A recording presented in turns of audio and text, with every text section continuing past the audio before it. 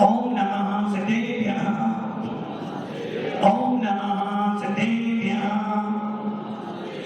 नमः श्रीवर्धमानाय निर्दोष कलिलात्मने सालोकनां दिलोकनां यद विद्या दर्शनायते दुर्वाहाबन्धनामितं ज्ञानदर्शनायिका चारित्राणां गम्भीरा मोक्षमार्गोपदेशिका पंचप्रविष्टि भगवान की एक रविनाथ भगवान की अंतिम संपत्ति भगवान महावीर स्वामी की ओम बाहुबली भगवान की आचार्य श्री कुंत भगवंत की आचार्य श्री विमल शंकर जी महाराज की आचार्य गुरुदेव सरस्वती शंकर जी महाराज की आचार्य श्री भरत शंकर जी महाराज की 3 करोड़ मुनिराजों की द्वादशांजलि माता की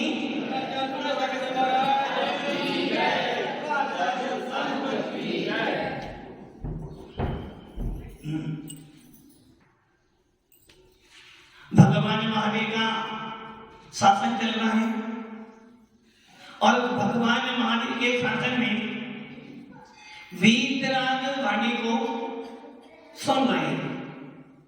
सौभाग्यशाली हो जो आपको इस कलिकाल के अंदर भी भगवान महावीर के भेष को धारण करने वाले तपोनिधियों से वो वाणी सुनने को मिल रही है जिस वाणी को सुनने के बाद आत्मा परमात्मा बन जाती है।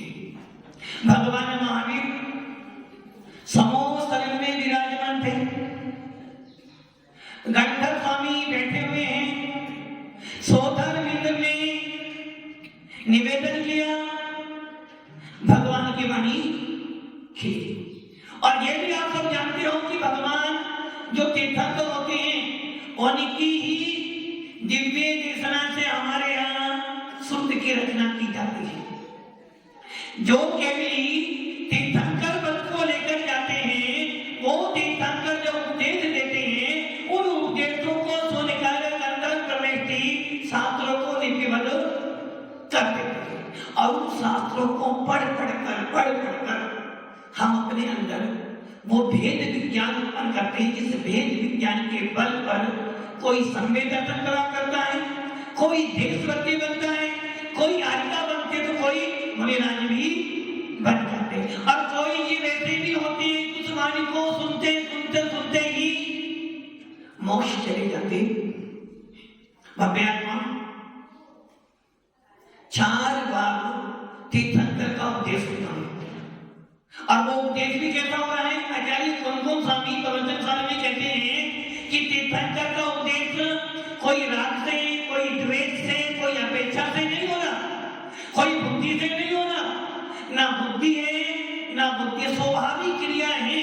जिस प्रकार आपकी श्वास आती और जाती है, स्वाभाविक है क्या?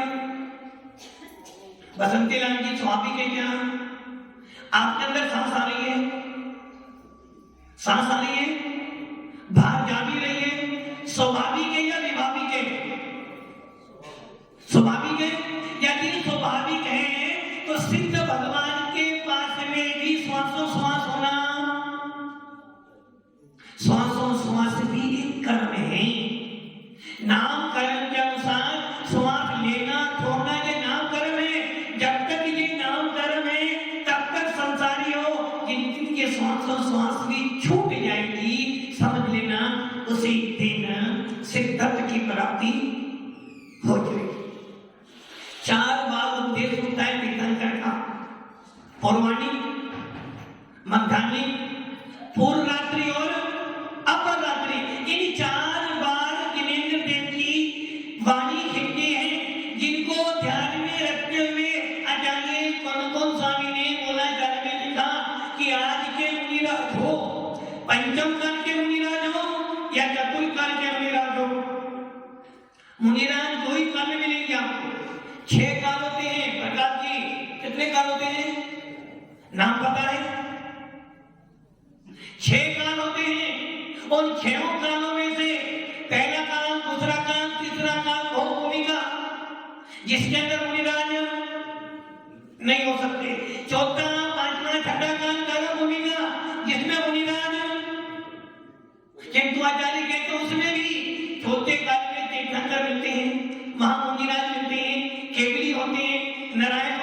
व्यक्ति लड़ाई होते हैं, किंतु पंचम काल में मात्र मुनिराज ही पाए जाते हैं, अर्थात महाव्रती पाए जाते हैं। और छठे काल में तो सौभाग्यशाली हो अशोक जी, सौभाग्यशाली हो जो आपको इस पंचम काल में भी चलते फिरते तीर्थंकरों के दर्शन, सौभाग्यशाली हो कि आपको इस पंचम काल के अंदर भी मुनिराजों के दर्शन हो जाते हैं।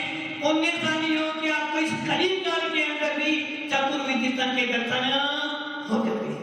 मात्र पंचम काल में ही मुनिराज पाए जाते हैं। छठे काल में अभी आप सुन रहे थे ना महाराज से, छठे काल में हवेली भी मिलने वाली, महावीर जी हवेली मिलेगी।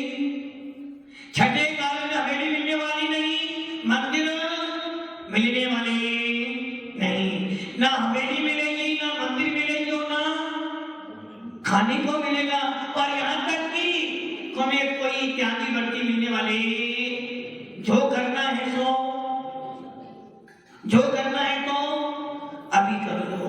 और ये गया सब कुछ गया, और ये टिक गया तो सब कुछ। तीर्थंकर भगवान 4 बार दिव्य देखना चाहते हैं, इसलिए कुलकुल स्वामी ने मूलाचार में लिखा कि मुनिराज हो या आरिका हो, कल की ही बात पूरी कर रहा हूं। मुनिराज हो या आरिका हो, महावर्ती है। अब जो महावर्ती है उनको 4 बार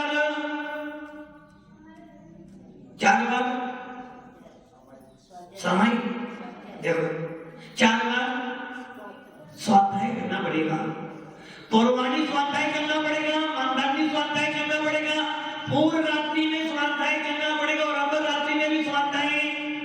अर्थात इसका अर्थ क्या हो गया, आत्मा के लिए 4 बार, आत्मा के लिए अजीत जी, आत्मा के लिए 4 बार, आत्मा को 4 बार भोजन देना पड़ेगा। विमल जी, आत्मा को 4 बार भोजन दोगे जब जाकर आत्मा में कुछ परिवर्तन। शरीर के लिए कितनी बार, कितनी बार, 1 बार। प्रकाश कितनी बार, कई बार, मतलब कि आपका कई बार पूरी रात्रि में 2 बार, 1 ही बार। तो मानव को 1 ही बार कराओगे, 2 बार नहीं कराओ, क्यों भाई? जब कुलकुल स्वामी कह रहे हैं आत्मा के लिए कितनी बार, 4 बार स्वाध्याय करो। शरीर के लिए आपको हम 1 ही बार खिलाएंगे, और अपने लिए, इसलिए हमारे शास्त्रों में लिखा है जो 1 बार खाए वो योगी, जो 2 बार खाए वो भोगी या रोगी, रोगी भोगी, और जो बार बार खाए उल्टा नहीं होगा, जो 1 बार खाए वो योगी, तो 2 बार खाए वो रोगी, और जो बार बार खाए वो भोगी है। और भोगियों के लिए जिन शासन में कोई स्थान नहीं है, यहां तो योगी चाहिए, योगी। चलिए कुलकुल स्वामी कह रहे हैं यदि तू मोक्ष मार्ग पर आया है, यदि तूने महाव्रत लिए हैं, आरिका हो या मुनिराज हो, महाव्रती हो, यदि महाव्रती हो तो क्या करना, आत्मा के लिए 4 बार स्वाध्याय करना। और जब 4 बार स्वाध्याय करोगे तो आत्मा के अंदर शरीर है, शरीर के अंदर आत्मा है, आत्मा के लिए 4 बार भोजन दोगे। जब जाकर 1 बार शरीर को भोजन देना, तो इसका अर्थ क्या हुआ, आत्मा को स्वीकारित करना चाहते हो, इस शरीर को 1 बार हाथ पानी देकर उस आत्मा के अंदर जो परमात्मा है, इस आत्मा के अंदर जो तेरा केवल ज्ञान बैठा है, इस आत्मा के अंदर जो तेरे अंदर परमात्मा बनने की शक्ति बैठी है, उस शक्ति को प्रकट कर। इसलिए मुनिराज जो बन गए हैं, भगवान महावीर कह रहे हैं जो मुनिराज बन गए, मुनिराज हैं। भगवान महावीर का शासन या जैन शासन वीतराग शासन है, और उस वीतराग शासन में सर्वोपरि कौन है, मुनिराज। उन मुनिराजों के लिए आदेश किया गया कि हे मुनिराज, आप मोक्ष मार्ग पर आए हो, तेरा लक्ष्य क्या है, परमात्मा। आत्मा ही परमात्मा है और परमात्मा में ही वो शक्ति बैठी है जो सबको प्रकाशित कर सकती है। इसलिए केवली भगवान सबको देखते हुए भी ये आत्मा को देखते हैं और उसी पथ पर चलते चलते ये वीतरागी साधु संत, ये मोक्ष मार्ग के नेता क्या करते हैं? अपनी आत्मा की साधना के बल पर अपने कर्मों का विनाश करके मोक्ष पद प्राप्त करते हैं। इसलिए भगवान महावीर कह रहे हैं कि हे भव्य जीवो, आत्मा के लिए साधना करो, आत्मा को जानो और आत्मा को जानकर, मानकर, प्रदान कर अपने आत्मा की साधना करते करते एक दिन सिद्धत्व की प्राप्ति करो। इसलिए आचार्य भगवान कौन कौन स्वामी कहते हैं, मुनिराज हो या हरिका हो, दोनों के मूल गुण बराबर है। ऐसा नहीं कि आरिका के मूल गुण 25 हो जाएंगे, मुनिरोध के मूल 28 हो जाएंगे। आरिका भी महावर्ती है, मुनि भी महावर्ती है, मुनि महावर्ती है तो आरिका भी महावर्ती है। जैसी चर्या एक दिगंबर मुनिराज की है, वैसी चर्या आरिका की हुई है, जो कि आरिका मुनि के दोनों के मूल गुण, दोनों को 28 मूल गुण का पालन करना है और दोनों को ही 28 कृत्य कर्म भी पूरे करने हैं। इसलिए मुनि और आरिका के लेवल में अंतर नहीं है, किंतु उनकी विशुद्धि में अंतर है। और जब विशुद्धि में अंतर होता है तो गुण स्थान परिवर्तित हो जाते हैं, और जब गुण स्थान परिवर्तित होते हैं तो हमारा उनके प्रति आदर सम्मान बढ़, जिसका जैसा जैसा लेवल हो उसका वैसा वैसा अपमान करो। सर्वोपरि तीर्थंकर, उनके बाद केवली, केवली के बाद अवधि जानी, बने परे जानी, उनके बाद मुनिराज जो मति जान सुख ज्ञान के धारी। इसलिए भगवान महावीर के वीतराग शासन में 3 ही चिन्ह हैं। कितने चिन्ह हैं? पहला चिन्ह दिगंबर, दिगंबर साधुओं का आपका सौभाग्य है कि आज आपको एक और महाराज के दर्शन करने को मिल गए। इसका मतलब क्या हुआ कि आपको एक और मोक्ष मार्ग का नेता मिला, जिसके दर्शन करके आप अपने अंदर शुद्धि बढ़ाओगे। सबसे पहला लिंग है मुनियों का लिंग, दूसरा लिंग है आरिकाओं का महावर्ती लिंग, और तीसरा लिंग है एलक छुल्लक का। एलक छुल्लक चाहे तो मुनि बन सकते हैं, एलक छुल्लक चाहे तो मुनि बनकर सिद्धत्व की प्राप्ति कर सकते हैं, किंतु एक आरिका चाहकर भी अब ऊपर